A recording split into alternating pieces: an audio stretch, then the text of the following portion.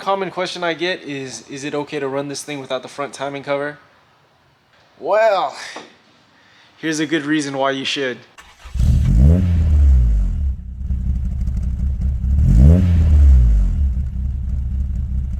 Alright, fast forward day 2. It's 5 p.m. on a Saturday, and yeah, let's see where we're at with the car. So yeah, it looks like Battle Garage is back ordered on the HKS belt, so I'm gonna settle for just like a regular timing belt. You can see down there my puller tool for the crank pulley. There's some classic stuff on here, like way back in the day when I built this engine, you could still buy a brand new crank pulley from the Toyota dealer. It's funny, this puller tool I actually bought to build 240SX transmissions. This pulls these thin jaws pull the front countershaft bearing.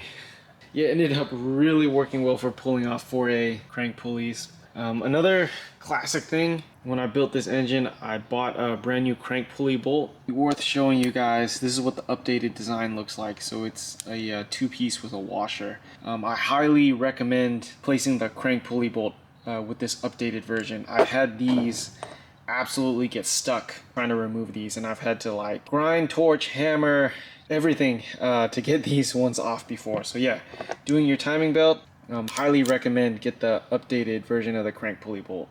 Since the HKS belt's on back order, I got this OEM Toyota belt from Battle Garage. Yeah, it comes with the belt. It's sealed in a factory Toyota package. Also comes with this cool timing belt maintenance sticker, and pretty funny. So you stick this on your timing cover, and then it also gives you like a clear sticker to put over it and protect it. This was pretty inexpensive. It's great value for the money because almost nothing beats OEM Toyota quality. So I mean, this will totally suffice for what I'm trying to do. So yeah, thank you, Battle Garage. Alright, just to show you my setup. US Pro 5152. These are just 2 bolts from my bin. But yeah, great for pulling out the crank pulley.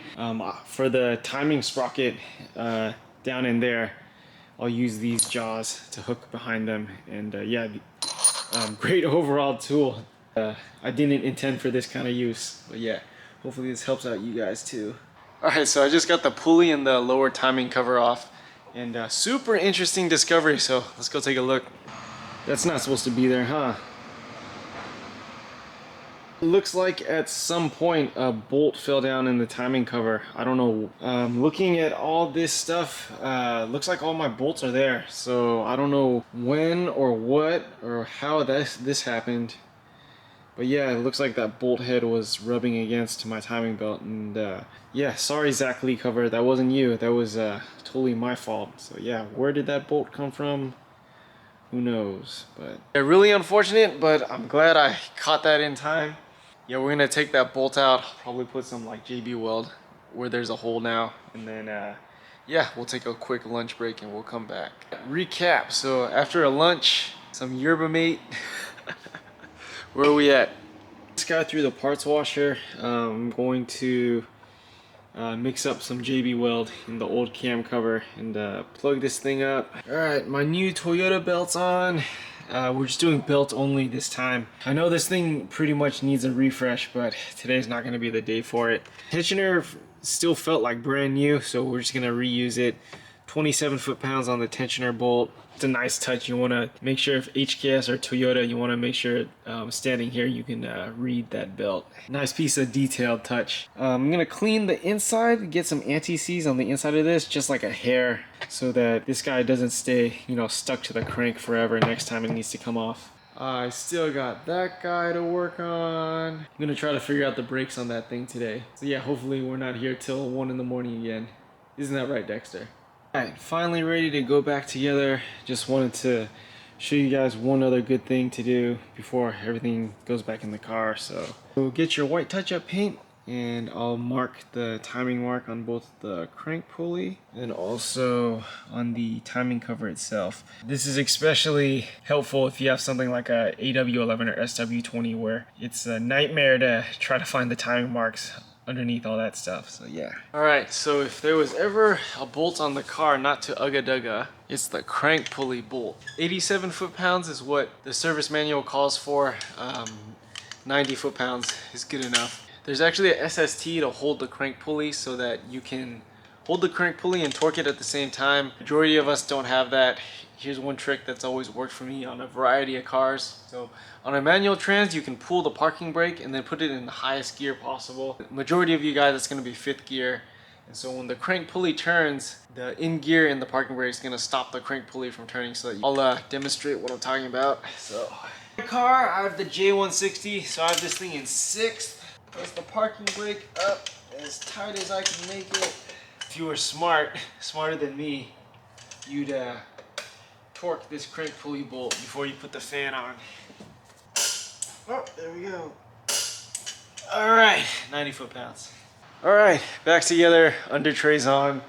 Got it buttoned up underneath. Let's go make sure this thing starts.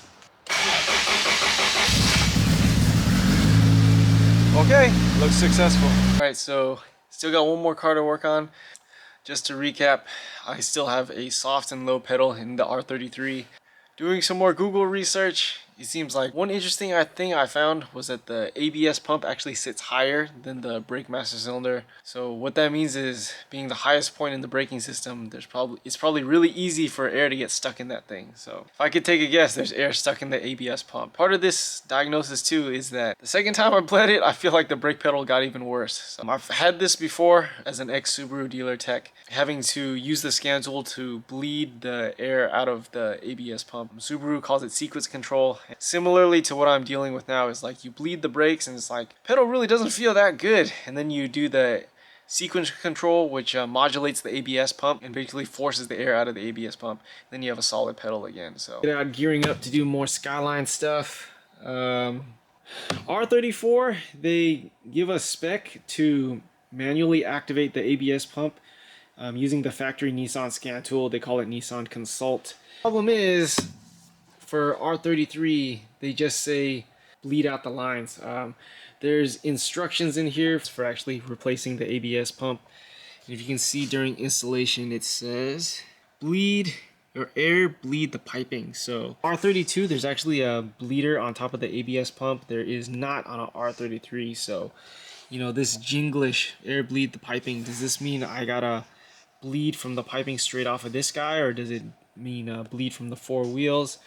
Who knows? But there also should be a diagnostic plug for a Consult to manually activate this. I don't have the factory scan tool. So another way to do it without the factory scan tool is drive the car, do some hard ABS lockup stops, and hopefully that'll force air out of the ABS system. One other thing I read online was to power bleed it instead of 2-man or vacuum bleed it. So I've already tried to vacuum bleed it.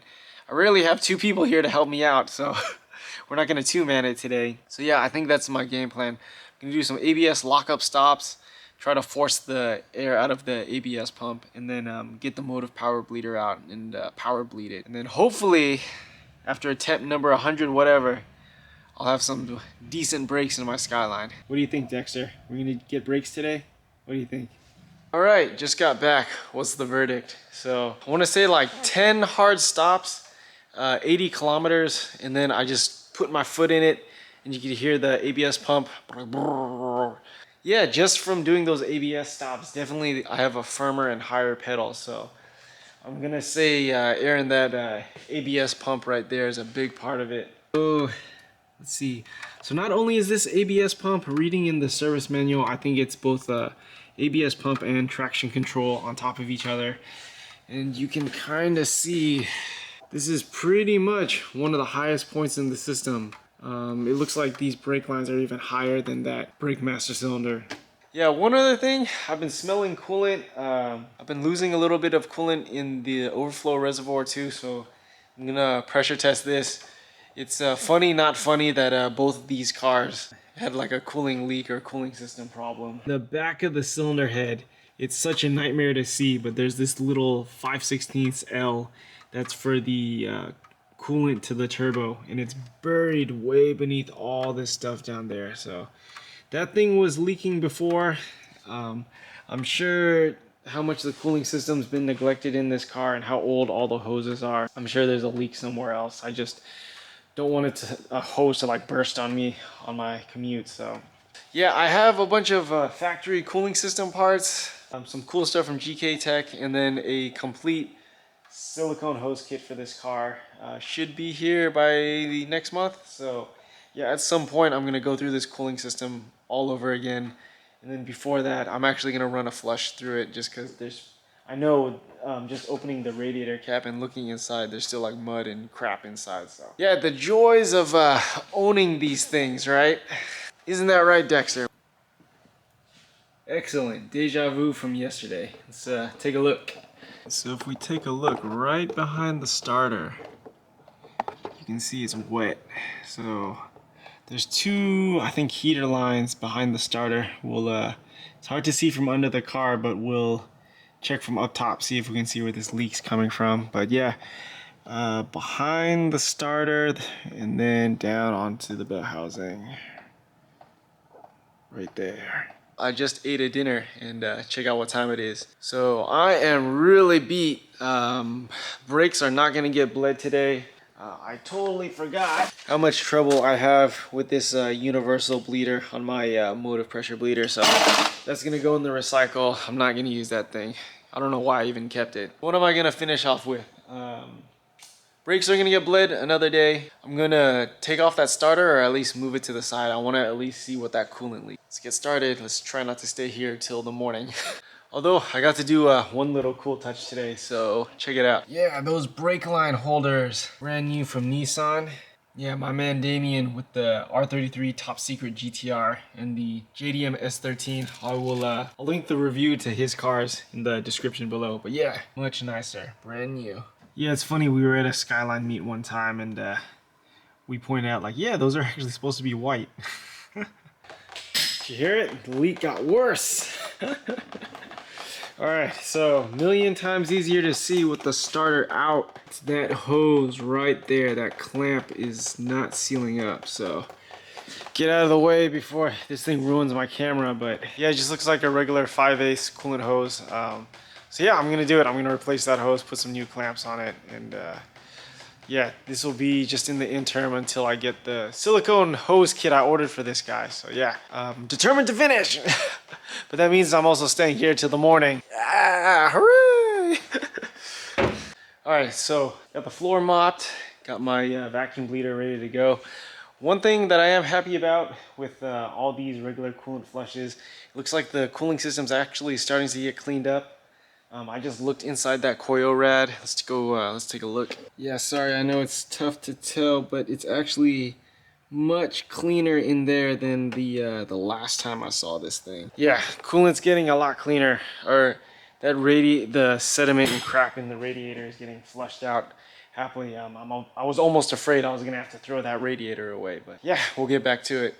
All right, cool, good morning, everyone. All right, so this guy held 25 inches of vacuum. Looks like the coolant repair was a success so far. So yeah, drive the Skyline home tonight. Still probably not gonna have the brake pedal feel that I want.